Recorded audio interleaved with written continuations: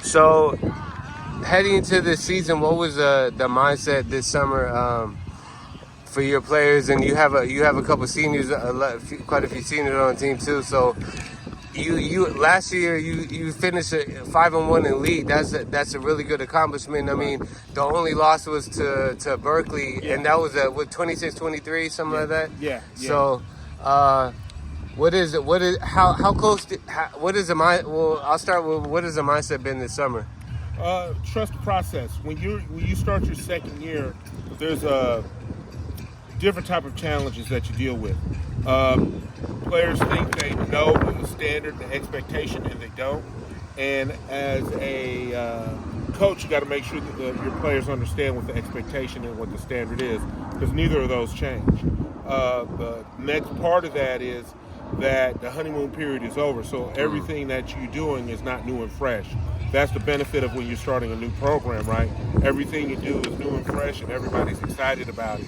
So you got to come in, keep that energy still going, and yet still meet the standard that you started out your first year. So last year we had a very good year. We fell short in winning the league by losing to Berkeley. We lost to a very good Castro Valley. I mean, not Castro Valley, but Campo Lindo team. Lost to a very good San Marin team, who I think won the state. And then we lost in the first round to Salesian. So overall, last year was by most standards successful, but we felt that we left some games on the field that we could have easily won. What do you think those games that you're talking about? What do you think of the deciding factors in those close ones, like especially that Berkeley one? I mean, that it could have gone either way. I'm sure I wasn't at that game, but I mean, pushing that, you have a lot of players returning from that 21-22 season. What is it? What do you think is the difference in deciding from those games last year to now this year that you can learn from those things that happen?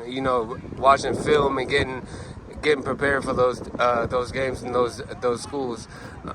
I think the first thing is, as a program, you have to learn how to win.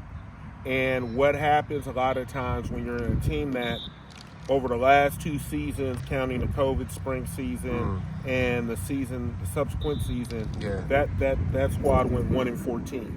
So there was a lot of bad habits, lack of self. I don't want to say self-worth, but self-confidence. So when you're in those tight situations, you have to learn to win. Learning to win a football game or learning to be successful is a skill that takes time, and it takes perseverance, and it takes patience to learn. And a lot of times you got to fail before you can become successful. Because you need that sting of a loss, that sting of defeat, to motivate you to push yourself to be better. And a lot of times, like when you have a team that's successful that first year, they really don't understand what it really takes to win a tough championship game. Because that's what we're talking about. You're talking about being a champion. We win that game, we win the league. And a lot of times it takes just time and experience and gaining self-confidence and belief in yourself. And I think now this season we'll have that experience to really motivate the guys to keep playing hard. How excited are you for the first? I know it's not a league game, but St. Mary's, right, is the first game. How excited are you to get started and get the pads on and start the season? Even though it's a non-league game, that you win that game, that's like set the tone for the season. Like, hey, Moreau is here. We're here to win. We're here to set the standard for being champions. We know what we're capable of. How much does that first game mean as far as just confidence? And it means a lot on a lot of different levels. One, as a St. Mary's alum and former coach of St. Mary's, and a lot of our staff are St. Mary's alum as well. So it means a lot to the staff. I would not be honest if I didn't say that. On another level, St. Mary's and Moreau, being Catholic schools in the area, in the past, way back in the past, were rivals. We were old Catholic Athletic League rivals, as we like to say back in the day. So that there, and also in a present day sense, is a big game because they're a Division 6 opponent.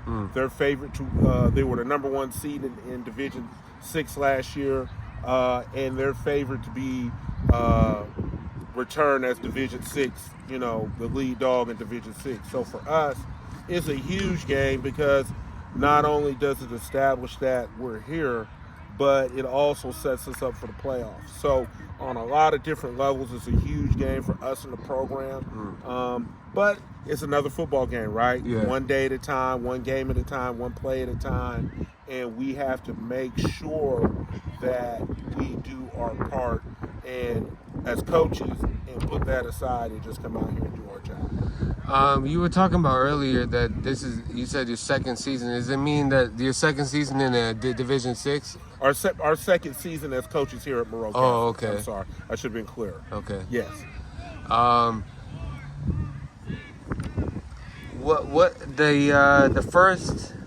Your first league game is Castro Valley. You beat them last year as well. How does that another game that sets the tone for that's when the league starts, and Right. your goals of accomplishing league, no matter what school it is, you walk into each game like it's a new game, no matter who you're playing. You want to prepare accordingly. How does that, also that momentum we were talking about, how does that and then you head into Bishop O'Dowd, San Leandro, Tennyson. Tennyson was, I think they were undefeated in league last year, so they're on the hunt too. So how does that Castro Valley game set the tone? And that's here. Yes. That's a home game starting off the league play 2023 at home against Castro Valley. I mean, I'm sure it's going to be packed. What do you expect, and what do you look forward to in that game? Well, it's homecoming, so that's a big part of it as well. Yeah. Again, in Castro Valley, it's like a neighborhood rivalry. Yeah. Right? They're right up the road there off Castro Valley Boulevard, and a lot of these kids live in Castro Valley, so it's an important game for the program, the school. And again, like you said, it sets the tone of how the season will go, especially our league season. Right. Every game means a lot. As a coach, you're not going to sacrifice any game. Yeah. You always every game's important to you, and you want to make sure that you do well in all your games. So they all mean the same to us. They're all important. Bishop O'Dowd, hey, that's an old CAL rival, as we talked about earlier, old private school rival as well. So for us, again, we're not going to concede or give up any game. Of course, Tennyson's the lead dog. You have James Logan, who's our rival as well. It's a scenario here at Moreau Catholic that every week is a rivalry game. Yeah. San Leandro's a rivalry game. They're a long-time, proud program. So for us, again, there is no game that's more important than the other, and they all mean something, because when you have a proud football program like Moreau, you're going to go ahead and people are going to come at you. Yeah. So you got to be ready to go. What do you expect in your league out of all the rest of the teams in the league, WSAC Foothill? What do you expect this season? Is there anything that you're expecting with any of your opponents, your league opponents, or a specific league game that you think is going to stand out more than others, or what just the expectation from your league overall from the other teams in your league? We're in the top tier conference, right? So we will play some good teams. All the teams we play in our league are good. When you're in the top hill, when you're in the foothill division, which is the top tier division, every game is a tough game because all those teams are well coached. They all have a great football tradition. They all value football as a community and as an institution. So you're not going to have an easy game any week. Yeah. Every Coach Boom is a great coach. Yeah. You got Coach Pangino over at Tennyson's doing a great job over there.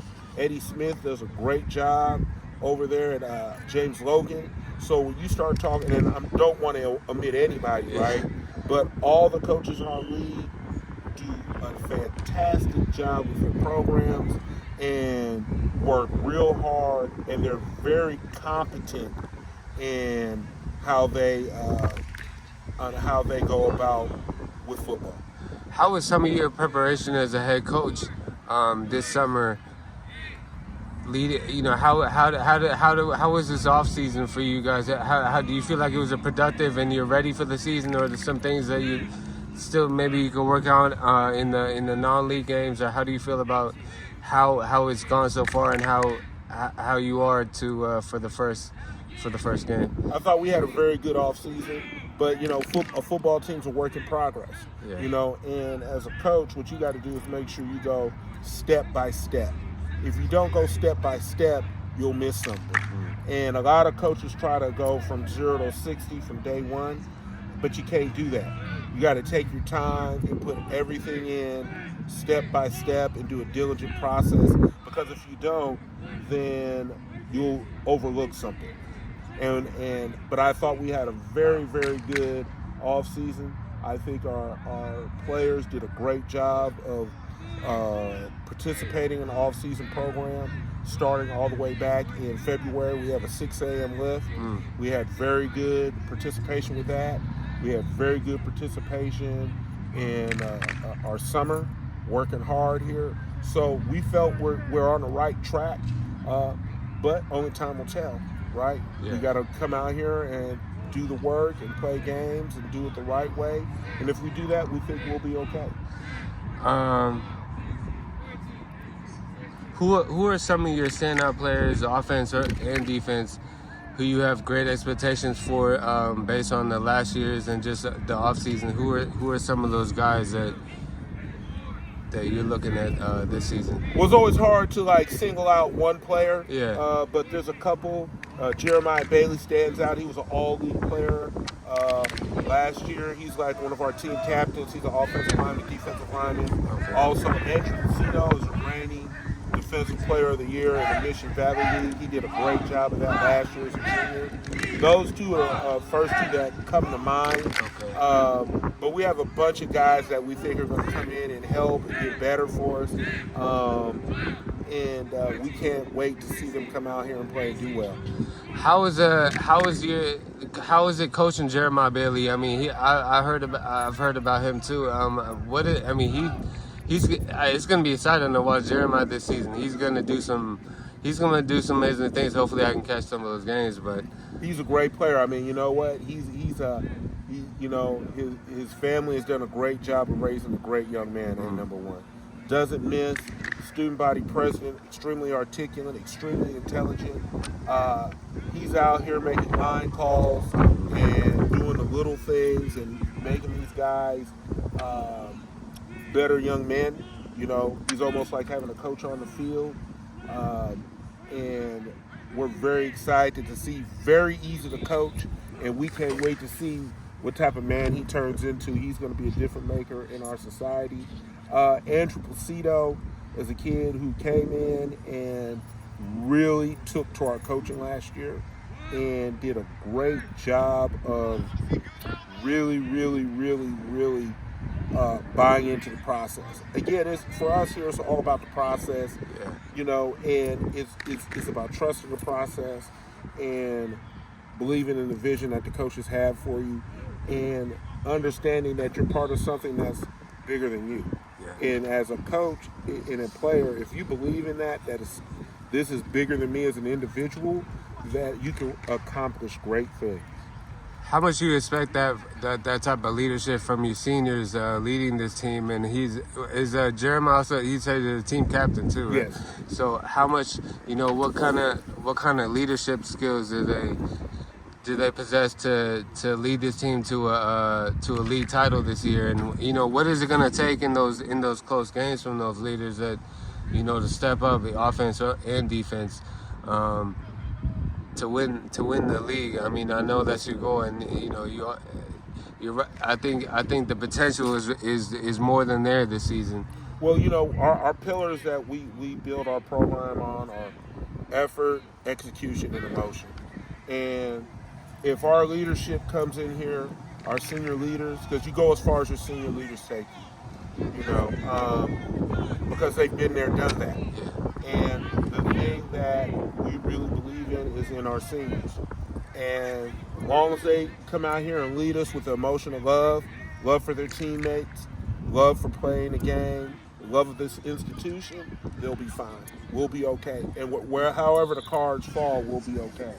But, they're doing the right things now, and that's all we can really bank on, that they're doing the right things, and they're doing that. So we look forward to what the results of this season will be, and we're excited. How much? Just two more. How much is a phrase that I've heard a lot of coaches say that offense wins championships, defense wins games, and a lot of some programs like. I'll say some programs that I've seen that maybe they get a comfortable lead, but that then their defense gives up a couple points, and then your offense can score the points, but your defense got to hold the other team's offense. They got to do both sides got to do their part equally. So right, I think one of the things that you kind of left out of that deal is you got to really believe also in your special teams. Special teams is a large exchange of yardage on every given play. And what we pride ourselves in is that, number one, Nick Safer, our special teams coach and defensive coordinator, does a great job of making sure we do well in our special teams. We have really, really tried to build a program on those special teams, offense, defense, all being great. As an offensive guy, I love offense, but if your defense isn't good, then it doesn't matter. Yeah. You're going to put your offense in bad positions. And if your offense isn't good, you're going to put your defense in bad positions. And if your special teams isn't good, neither one of those are going to get on the field. Yeah. So what we want to do is make sure that all three of those teams are good, are well coached, and play hard and played with enthusiasm. The last one, I just want to ask, what is the one thing, or it could be two, what is the one thing that you're most looking forward to out of everything this season?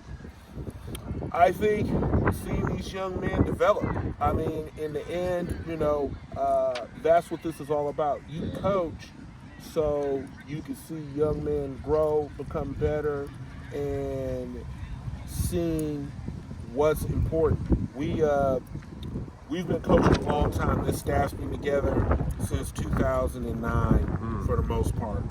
And, with a couple additions here and there and subtractions. But for the most part, we've been together for a long time. And what you look forward to is seeing what these young men grow up and turn into. One of the things that really made me feel good the last couple of days ago, when I was at St. Mary's, we won the section title in 2013. Okay. And last week, they all got together to celebrate a wedding.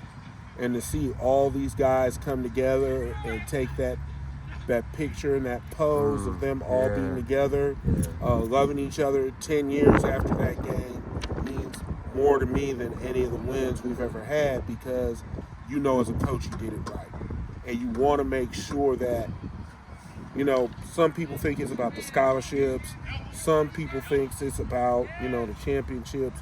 What it's about is the relationships that you get out of this game, because those last forever. Yeah. We want these guys in this program to name their kids after one another, be godparents, be best men in weddings, be friends forever, because we want to make sure that this is a great experience for them.